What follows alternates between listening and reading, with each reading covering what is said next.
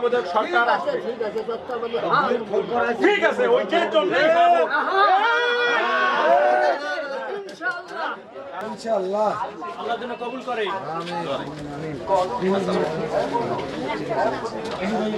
তত্ত্বাবধায়ক সরকার ব্যবস্থা চাই, তার অধীনে যেন নির্বাচন হয়। সরকার আসিয়া যেন তার ইচ্ছা মতো সংবিধান পরিবর্তন করতে না পারে।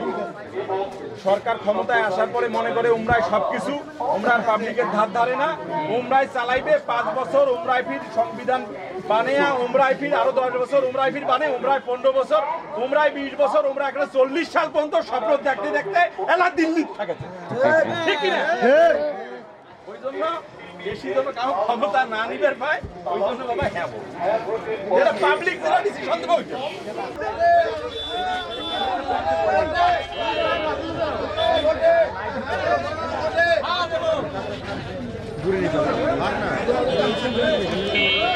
ওই মার্কার ভোটের অনুপাত অনুসারে ওই 100টা আসন ভাগ করে দেওয়া। যারা 70,000 ভোট পেয়ে যেতে আর 69,000 1000 ভোট পেয়েও অনেক সময় যেতে না, তাহলে ওই 69,000 ভোট তো পচি যায়, কর না বলে ভোট পচি গেল। তাহলে ওই রকম সারা দেশে তো মেলা ভোট পচি যায়।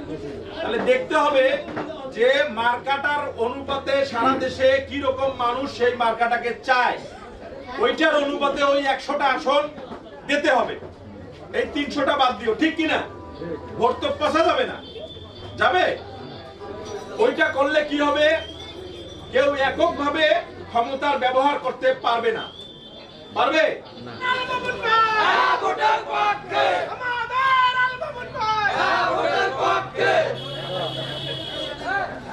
গণভোটে হ্যাঁ বলুন।